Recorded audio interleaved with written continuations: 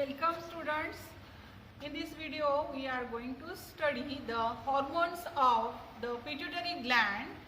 In the previous lecture we have completed the hormone structure of pituitary gland.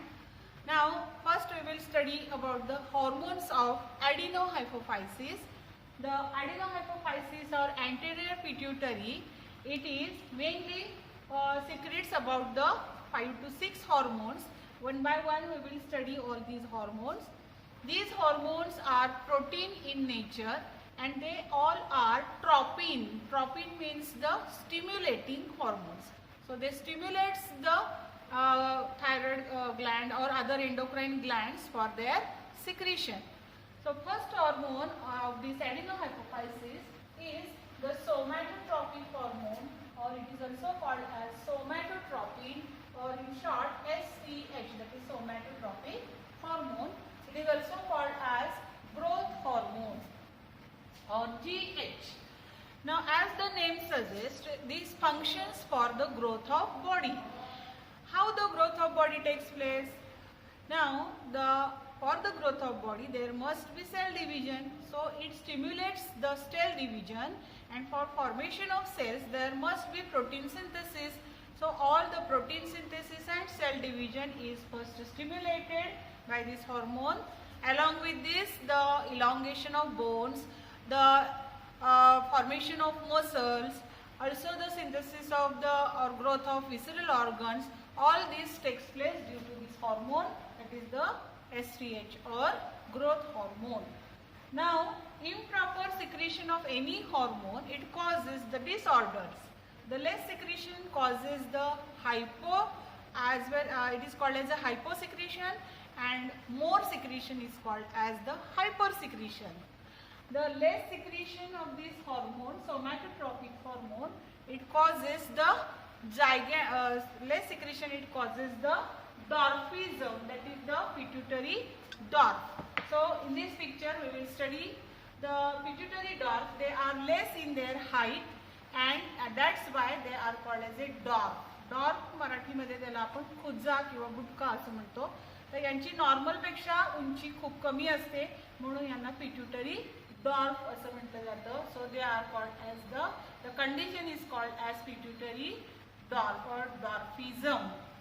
Now in case of adults, if there is less secretion of this hormone, it causes the shortening of the hands, that is the forelimbs.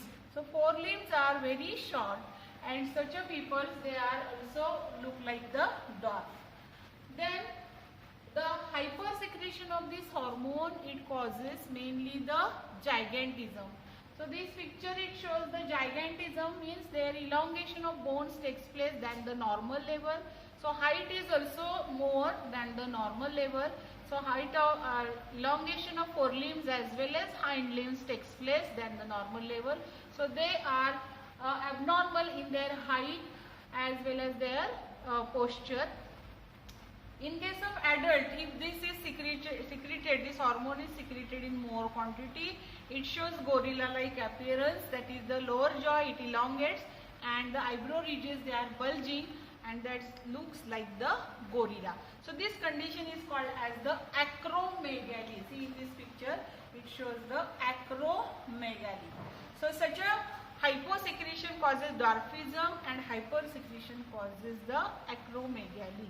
So these are the two conditions in case of childs, in case of adults, and in hypersecretion in case of childs as well as in adults. So there are two different types, that is the disorders, hypo and hypersecretion of GH. Then next hormone, that is the thyroid stimulating hormone. As the name suggests, this hormone it stimulates the thyroid gland to secrete the hormone thyroxine. Then next is the ACTH, that is the adrenocorticotropic hormone. The name suggests it stimulates the cortex of the adrenal gland for the secretion of the corticoids. So adrenocorticotropic hormone.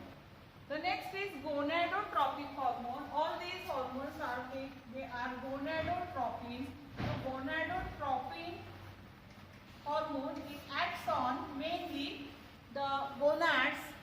So gonads are the target organs. In case of male males the testes, and in case of females the ovaries are the target organs.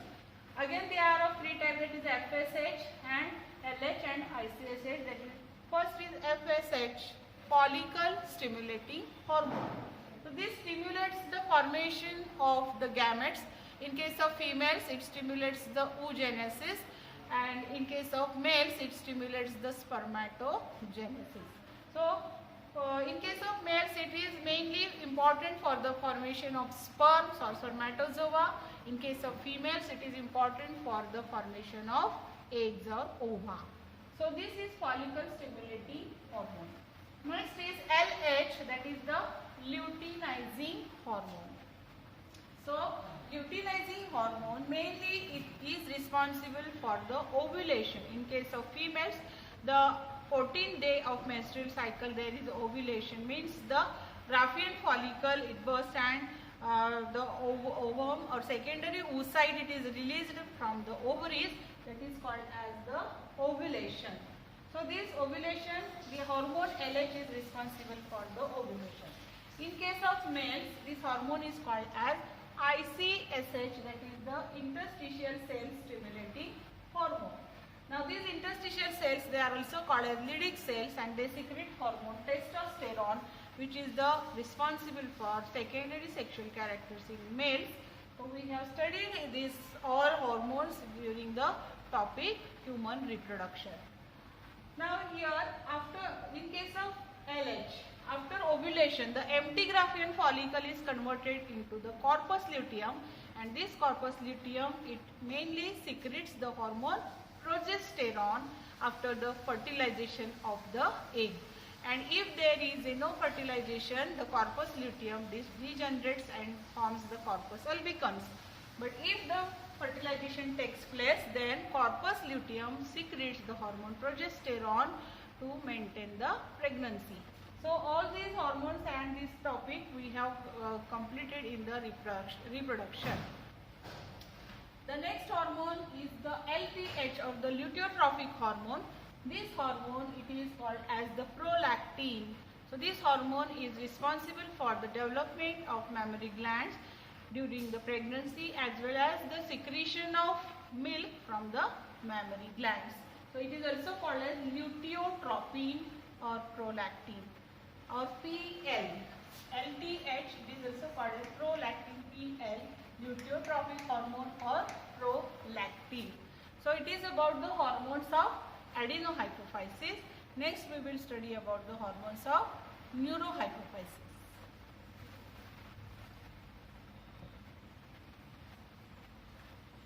Now we will study about the hormones of neurohypophysis or posterior lobe of pituitary gland.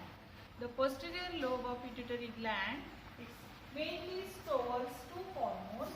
These are mainly the ADH, or it is also called as the vasopressin, antidiuretic hormone or vasopressin. ADH, that is antidiuretic hormone. It is also called as vasopressin. Now these two hormones, that is the ADH and second hormone, that is the oxytocin.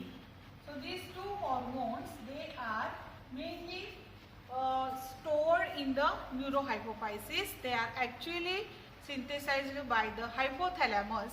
So the hypothalamus releases these hormones and they are only stored in the pars nervosa of the neurohypophysis. So first we will study about the ADH. It is called as antidiuretic hormone. Now what is the target organ of this hormone? It acts only on the distal convoluted tubule and the collecting duct of uriniferous tubules in the kidneys.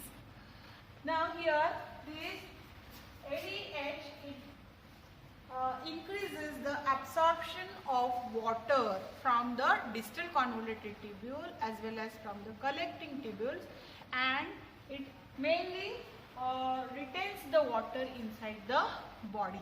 So it is called as antidiuretic hormone. The deficiency of this hormone, it causes loss of water through the urine, and that condition is called as the diabetes insipidus. So diabetes insipidus means loss of water, that is more water is lost through the urine. There is no loss of glucose, only the water is lost, and this condition is called as the person becomes thirsty due to loss of water, and it is called as polydipsia.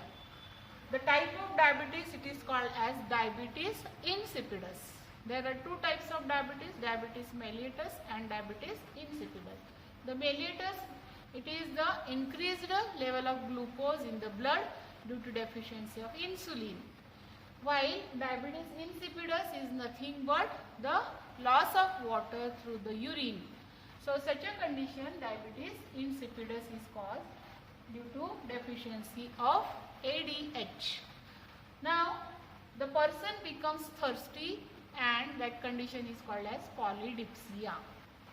So it is about the antidiuretic hormone.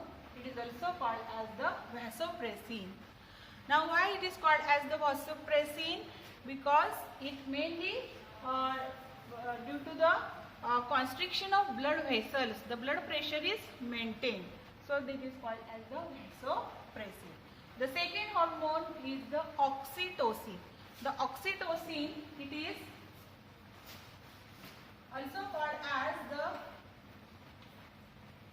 milk ejecting hormone. It is also called as the milk ejecting hormone, or it is also called as birth hormone.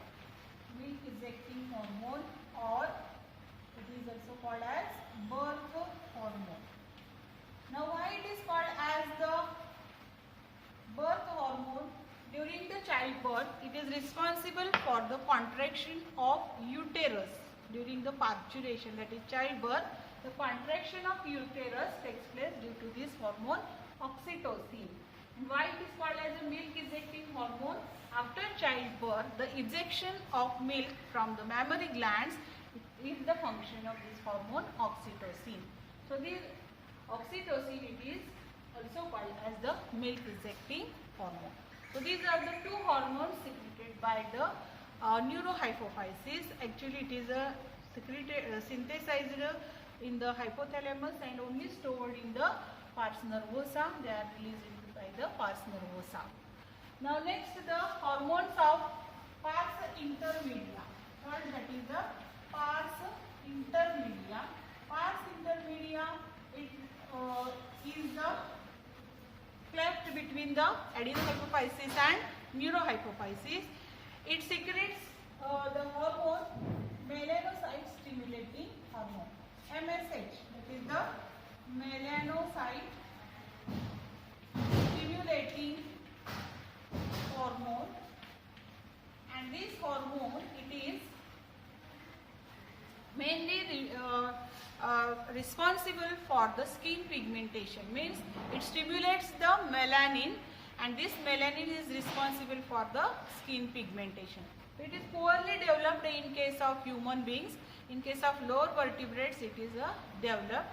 So in case of human beings, it is poorly developed. So these are the hormones of pituitary gland. Thank you.